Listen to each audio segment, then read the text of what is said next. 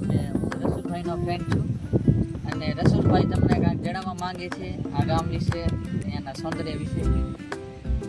પહેલાં તો મિત્ર જો શું છે કે આપણે આ જે જંગી ગામમાં આવ્યા છીએ એટલે જંગી ગામમાં આવીને આપણને ખૂબ આનંદ થયો છે. એટલે આમાં એવું છે કે અહીંયા તરત આપણે લાઇટનો થોડુંક મતલબ કે પ્રોબ્લેમ રહે છે. એટલે આમાં એવું છે કે અહીંયા પવન ચક્કીનું શું છે કે ઘણું છે અને પવન ચક્કી વધારે છે એના હિસાબે લાઇટ એવી રીતે પવન ચક્કીના હિસાબે સારી છે હું અને થોડી ઘણી પ્રોબ્લેમે રહે છે.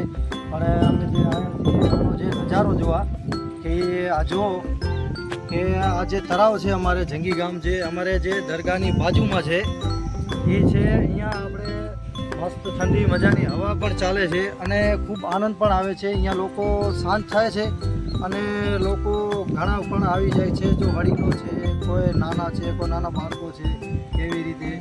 અને અહીંયાનો નજારો પણ અલગ છે. અને આપણે મિત્રો વાત કરીએ તો સામને જો મિત્રો તમને મોર દેખાશે. હું આ સામને જો સામને આમાં મિત્ર અને પાછું આ જો આ મિત્રો ઘણા વર્ષ જૂનો મતલબ કે રાજાશાહી ખાતુનો જે છે ને આપણે જો લોકો કહેવાય છે કે ઘણા વર્ષ જૂનો આ કૂવો છે, ઐતિહાસિક કૂવો છે કે આમાં આની લિમિટેડ નથી કે કેટલો ઊંડો છે કે કેટલો આપણે માપી ન શકીએ મતલબ કે. અને આની જે આજે બનાવવાની રીત છે એ પણ અત્યારના જે કારીગર છે ને એ સમજી લો કે એની સામે ફેલ છે.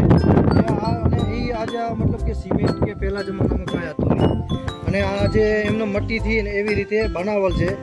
અને અહીંયાનું પણ એ ઐતિહાસિક કે એવું છે કે આ કૂવાને જે પછી પરત કેવી રીતે આકાર બનાવવો અને આમાં કેવી રીતે ચીપકાવવું અને આ કેટલા વર્ષ જૂનું પણ એને એકચ્યુઅલી अच्छे बेटे टिकटॉकिए हो સ્વાતંત્ર્ય છે. અને જો કે આનો નજારો પણ જોઈ લો કેવો મસ્ત નજારો આવે છે. સામે મોર હોય છે, સામે બીજા બધા પ્રાણી એવા બધા આવે છે. કોઈ મોર છે એ પક્ષીમાં અને બીજું કાંઈ આમાં જુઓ તો આને એક ખાસ વસ્તુ એવી છે કે આપણે કહેવાય છે વૃક્ષ ખાટી આંબલી એટલે એ તમે અને સારી રીતે અને એવી રીતે તમને બતાવશું કે કેટલા વર્ષ જૂની છે અને કેટલા વર્ષ તળાવ જૂનું છે અને એનું વાતાવરણ પણ તમને બતાવશું. આપણા દર્શકોને જણાવજો કે આ ગામ ક્યાં આવેલું છે અને આ ગામ છે ગુજરાતની અંદર જે જંગી ગામ છે ભચાઉ તાલુકો અને સામખિયારીની બાજુમાં આવેલ છે. જે આ જે ગામ છે એ થોડુંક અંદર આવેલું છે પણ આમાં સામખિયારીથી તમે આવો તો સવરું પડે અને એનું વાતાવરણ પણ સારું છે અને જોવામાં લાયક છે. તમે આવો આનંદ લ્યો. અને બીજું એક એ તમને આંબલીનું તમને બતાવશું.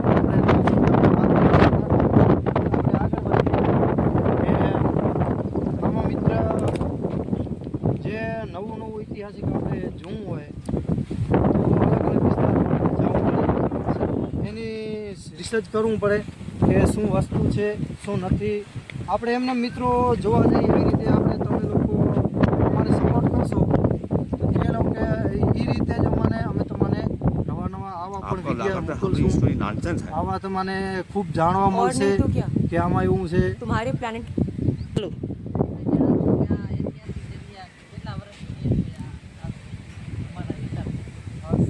ઐતિહાસિક એવું છે કે આપણે વડીલો સાથે આપણે જાણીએ તો વડીલોને વાત કરી તો વડીલ એમ કહે છે કે આ સમજી લો કે કદાચ રાજાશાહી ખાતું મતલબ કે રાજાશાહી વખતનું હોઈ શકે છે. આપણે અત્યારે જે આ જગ્યા પર ઊભા છીએ આ જગ્યા કેટલી ઐતિહાસિક છે? કે જાણ્યું મારા ખાતે જે વડીલો તને જાણવા મળ્યું છે કે એ હિસાબે સમજી લો કે 800-900 વર્ષ પાકા થઈ ગયા છે. એનું વડીલોનું કેવું હોય છે ચાલો હવે આપણે વિશે કરી આપણે બતાવી. તો જુઓ મિત્ર આ જે ખાટી આંબલી છે મતલબ કે એ વસ્તુમાં ઘણી વસ્તુમાં વપરાય છે. ખાટી વસ્તુમાં બનાવી જો કોઈ મતલબ કે નાસ્તાની ચટણી બનાવે છે કે એમાં ઘણું વપરાશ થાય છે. કોઈ અલગ અલગ જાતનું કોઈ અલગ ચટણી પણ બને હારી હારી. અને જો આ વૃક્ષના પન્નાળા વિશે અમને કાંઈ જણાવશો? પંદડા વિશે એવું છે કે પંદડા સમજી લો કે અમુક વડીલો કને અમે જાણ્યું કે વડીલો કને અમે પૂછ્યું તો એમ કહે છે કે ખાટિયા આ જે પાંદડા છે ને એ દવામાં કામ આવે અને કોઈ જે કોઈ બકરા છે કે કોઈ ગાય છે કે એવું ખાય એમને પણ મજા આવે એવી રીતે છે. અને મિત્રો અમે આ જુઓ તમે કે આનો આકાર ને એ પ્રમાણે આનો જે થડ ને આનું જે ઝાડ છે એના હિસાબે જે આ રાજાશાહી વખતનું છે. આપણે એને ખાઈ શકીએ છીએ. હા આપણે ખાઈ શકીએ છીએ અને ખાટું મીઠું પણ લાગે અને મજા આવે. पढ़ाई लिखाई में ध्यान लगाओ IAS बनो और સાઈડ ઇફેક્ટ કોઈ જાતનો નથી. તો હું ખાઉં છું તમારા કહેવા માટે. ના હા કોઈ વાત નહીં. મિત્રો આ આંબલી બહુ સરસ સ્વાદ છે આનો, અને ભાઈએ જણાવ્યું કે બહુ જૂની છે. તો હવે આપણે બીજી આંબલી પણ જોઈશું ભાઈના કહ્યા અનુસાર. ચાલો બીજી હા ચાલો બીજી આ રહી છે.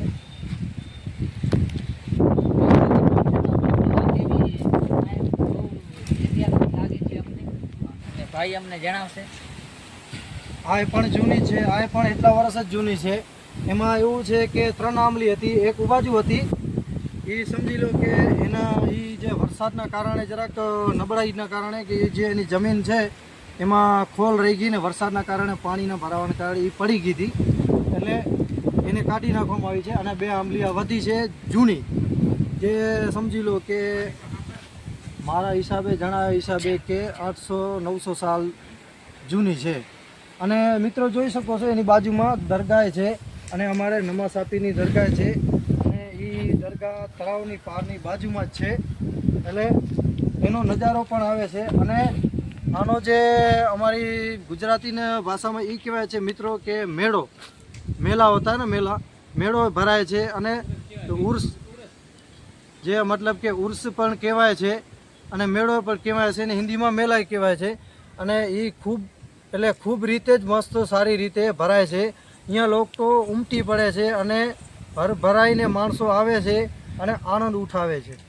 મારો ફોન આવ્યો વેલા વગેતરે. હવે સરકાર વાળી વાત મોઈ વાત સાંભળી ઉભો રહે.